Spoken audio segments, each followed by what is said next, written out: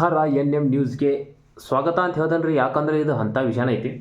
ನಮ್ಮ ಕಿಚ್ಚ ಸುದೀಪ್ ಅವ್ರ ಮಾಳು ನಿಪ್ನಾಳ್ ಅವರಿಗೆ ಏನು ಹೇಳಿದಾರೆ ಗೊತ್ತೈತ್ರಿ.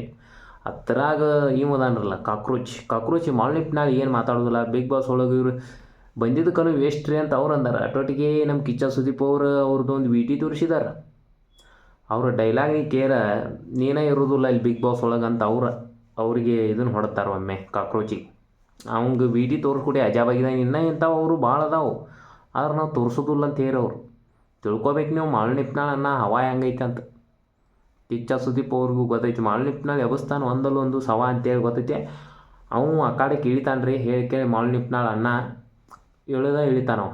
ಬಿಗ್ ಬಾಸ್ ಒಳಗೆ ನೋಡ್ಕೊತಿರೋ ಒಂದು ಹೆಸರು ಮಾಡೇ ಹೊರಗೆ ಬರ್ತಾನೆ. ನಾವು ಹಂಗೆ ಹೊರಗೆ ಬರೋದಿಲ್ಲ. ನಾವು ಈ ಸದ್ಯ ಹೆಂಗಿದ್ರು ಕ್ಯಾಪ್ಟನ್ ಆಗಿದಾರೆ ಅವ್ರು.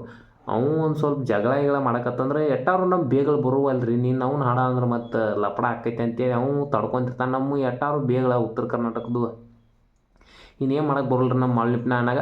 ಅದ್ರ ಕಿಚ್ಚ ಸುದೀಪ್ ಅವ್ರು ಒಂದು ವಿಟಿ ತೋರಿಸಿ ಇಡೀ ಬಿಗ್ ಬಾಸ್ ಮನೆಗೇನು ಮಾಳು ನಿಪ್ನಾಳ್ ಹಿಂಗದಾನಂತ ತೋರಿಸ್ಬಿಟ್ಟಾರ ಅವ್ರಿಗೆ. ಅನಾಹುತ ಮಂದಿ ಅಂತ ಅನ್ನೋರ್ಗೆ ತೆಗಿತಿದ್ದ ಮಾಳು ನಿಪ್ನಾಳ್ ಅವರಿಗೆ ಡೈಲಾಗ್ ಹೊಡೆದಿದ್ದು ನೋಡಿ ಅಜಾಬಾಗಿಬಿಟ್ಟೈತಿ. ಇವ್ ಕೆನಕಿರ ಅನಾಹುತದ ನೀವಂತ ಗೊತ್ತಾಗೈತಿ ಅವ್ರಿಗೆ ಈಗ ಆ ವಿಟಿ ನೋಡಿ. ಈ ವಿಡಿಯೋ ನಿಮ್ಗೆ ಇಷ್ಟ ಆಗಿರೋ ಸಬ್ಸ್ಕ್ರೈಬ್ ಮಾಡಿರಿ. ಮಾಳು ನಿಪ್ನಾಳ್ ಅವ್ರಿಗೆ ಕೆರಳಿರೋ ಚಲೋನೋ ಸಮಾಧಾನ ಇದ್ರೂ ಚಲೋನೋ ಬಿಗ್ ಬಾಸ್ ಒಳಗೆ ಕಮೆಂಟ್ ಮಾಡಿರಿ. ಹಂಗೆ ಸಬ್ಸ್ಕ್ರೈಬ್ ಮಾಡಿರಿ.